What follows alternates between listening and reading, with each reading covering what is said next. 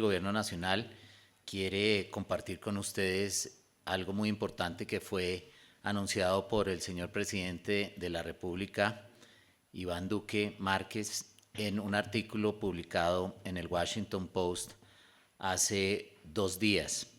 El presidente de la República ha anunciado que las cifras de erradicación de cultivos ilícitos de coca ya ascienden a 98.246 hectáreas.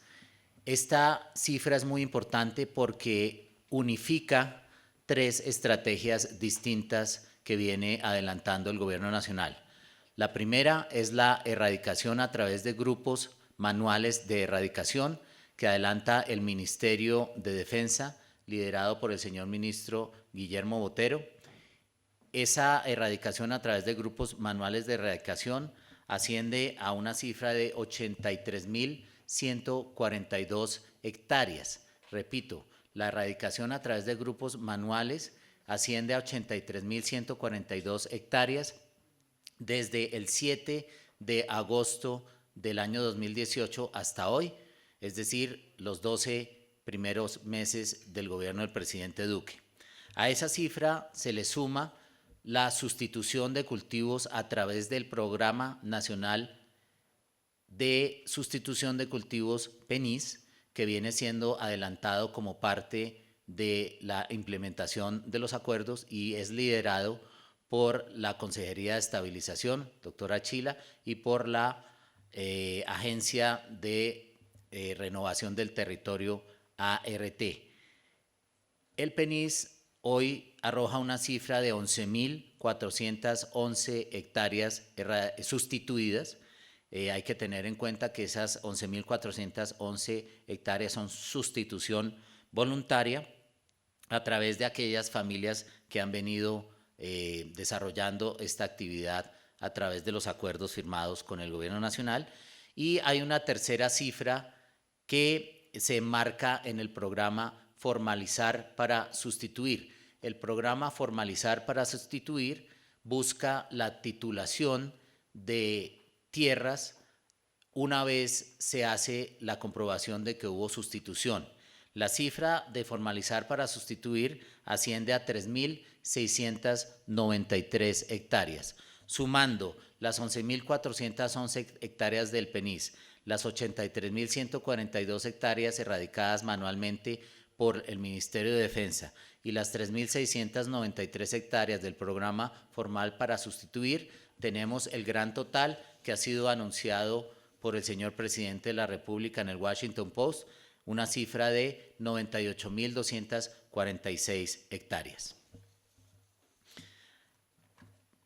Es muy importante hacer una claridad y es que hoy en Colombia, de acuerdo con el informe de Naciones Unidas, hay una resiembra de cultivos de coca y hay también nuevos cultivos de coca. De acuerdo con las estimaciones de las Naciones Unidas, que ustedes recordarán, anunció al país que hubo una reducción de 171.000 hectáreas a 169.000 en el año 18, lo cual, como dijo el señor presidente, rompe la tendencia de los últimos 7 años. Esa tendencia era ascendente, una tendencia de aumento de cultivos de coca que es la primera vez en 7 años que no solamente se detiene, sino que empieza a descender. En ese sentido, hay que anotar que es un gran progreso esta cifra de erradicación, pero teniendo en cuenta que las cifras de resiembra están por el porcentaje comprendido entre un 50 y un 67% de resiembra sobre zonas erradicadas. Esto es muy importante de aclarar. La resiembra se da sobre zonas erradicadas, es decir, si se erradican 80.000 hectáreas, el 67% de resiembra debe calcularse sobre esas 80.000 hectáreas. Teniendo en cuenta eso, es muy importante notar que el gran esfuerzo que viene haciendo el Ministerio de Defensa en aumentar los grupos manuales de erradicación empieza a arrojar buenos resultados. Estamos hablando de un aumento muy grande en grupos de erradicación. este gobierno recibió en agosto del año pasado 23 grupos de erradicación manual y hoy la información más reciente es que superan los 100 grupos de erradicación manual. Esos 100 grupos de erradicación manual son aquellos que han logrado aumentar el número de hectáreas, pero no es suficiente. Por ello, el gobierno nacional viene trabajando de manera intensa para cumplir los condicionamientos y los requisitos establecidos por la Corte Constitucional para que pronto pueda el Consejo Nacional de Estupefacientes aprobar la aspersión aérea con herbicidas. En ese sentido, es muy importante también notar que habrá una complementación entre todos los instrumentos que estén al alcance del gobierno, como lo ha manifestado reiteradamente el señor presidente. Estas tres estrategias que hoy se presentan, es decir, la sustitución de cultivos, la erradicación manual y la formalización de predios para sustitución, deben ser complementadas con una cuarta estrategia que, como el país lo sabe, está permitida siempre y cuando se cumplan las condiciones de la Corte Constitucional, y es la erradicación a través de la aspersión aérea.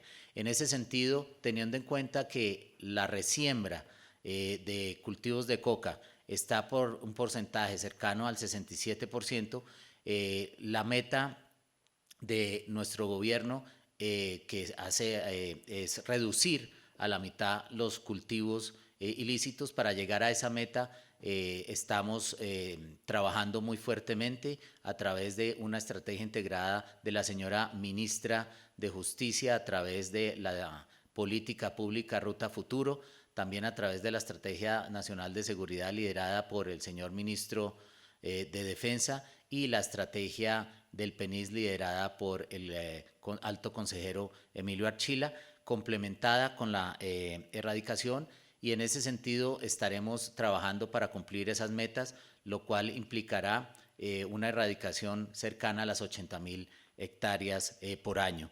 Este año la buena noticia para el país es que hemos llegado a una erradicación juntando las tres estrategias mencionadas de 60.000 hectáreas, y con el ritmo de erradicación que viene desarrollando los grupos manuales tendremos buenas noticias para final de año.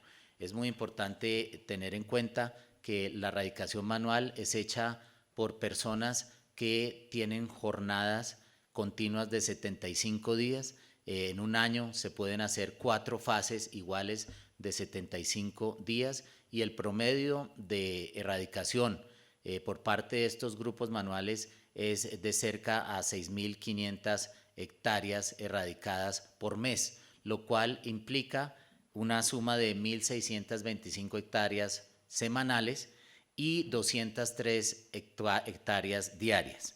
Si tenemos en cuenta que esas 203 hectáreas diarias en promedio son erradicadas por un total de 100 grupos manuales de erradicación, eso nos arroja una cifra muy concreta de cerca de 2.1 hectáreas erradicadas por los 100 grupos manuales de erradicación. Repito, 2.1 hectáreas erradicadas por los grupos manuales de erradicación diariamente.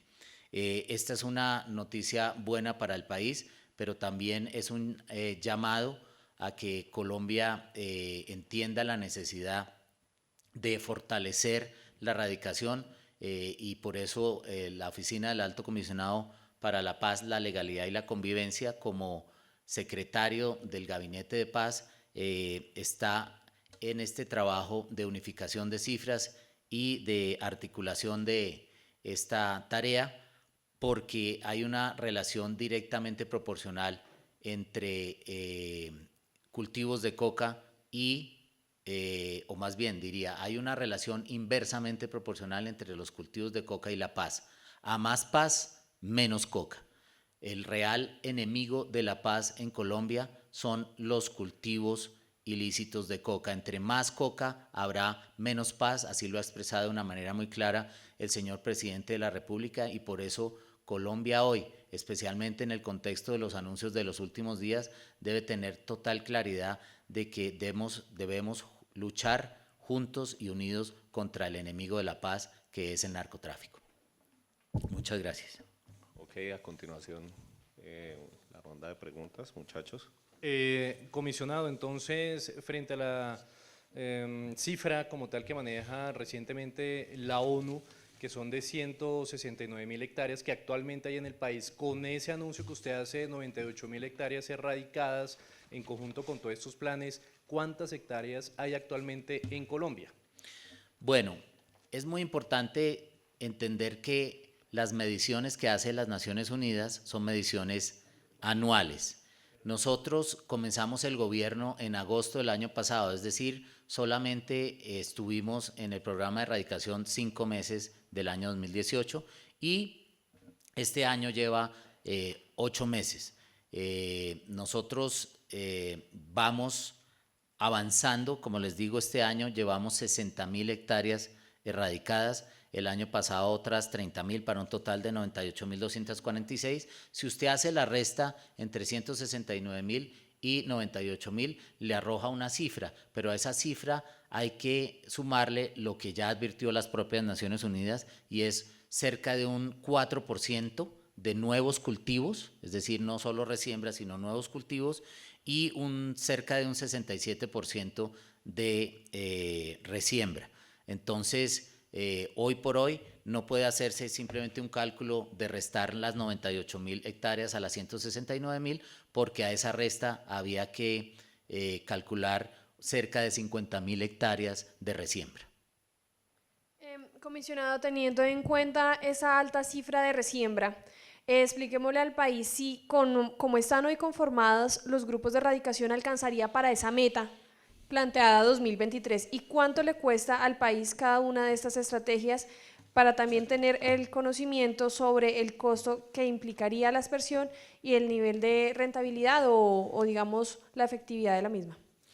Bueno, al ritmo de erradicación de los grupos manuales, hemos dicho que estamos en un promedio de 6.500 hectáreas por mes, considerando que quedan 4 meses de este año, estamos en una muy buena cifra, porque hasta hoy hemos logrado la erradicación de 60.000 hectáreas, en 4 meses podemos erradicar cerca de 26.000 hectáreas, lo cual estaría arrojando una muy buena cifra para finales de año, cercana o superior a las 80.000 hectáreas. Recuerden que siempre hay que sumar las 3 estrategias, es decir, el PENIS, la erradicación manual y formalizar para sustituir. Esa sería la primera respuesta a su pregunta.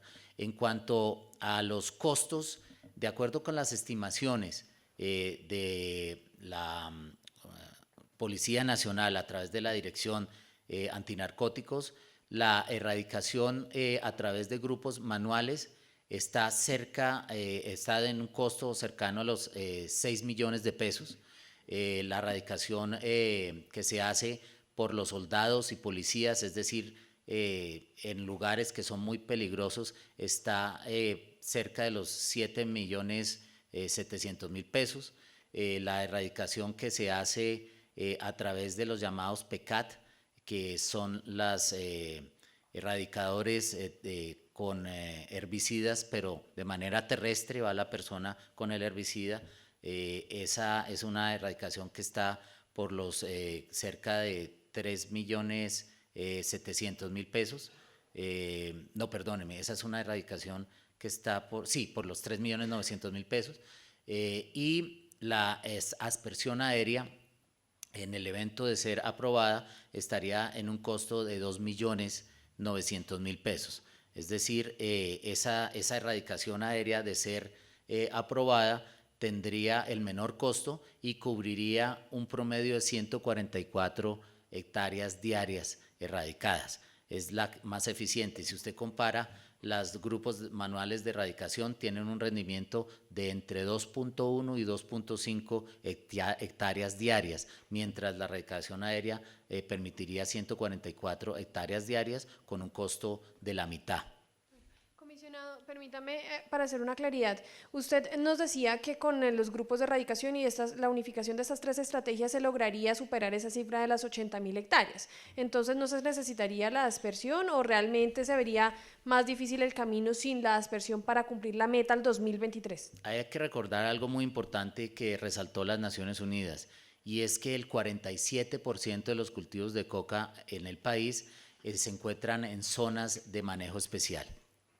Estas zonas de manejo especial no permiten ni permitirán la aspersión aérea, es decir, ahí no va a haber aspersión y la erradicación manual solamente es posible de manera directa en los parques nacionales naturales y en las zonas de reserva forestal de la Ley Segunda. En las comunidades indígenas, es decir, en los resguardos y en los territorios de los consejos de las comunidades afrodescendientes, solamente es permitida una erradicación siempre y cuando haya una consulta previa. En ese sentido, es muy importante entender precisamente que para lograr las metas es necesaria la aspersión, porque el 47% del total de las hectáreas sembradas tienen un manejo especial en ciertas zonas y por tanto la erradicación a través de grupos manuales no sería suficiente. Comisionado, buenos días. Buenos días. ¿Cuándo estaría la dispersión? Es decir, teniendo en cuenta la reunión del Consejo Nacional de Estupefacientes, ¿este año habría aspersión? Y si ya hay identificados un número de hectáreas que si mañana, por ejemplo, se aprueba la aspersión, ya podrían ser erradicadas con ese método.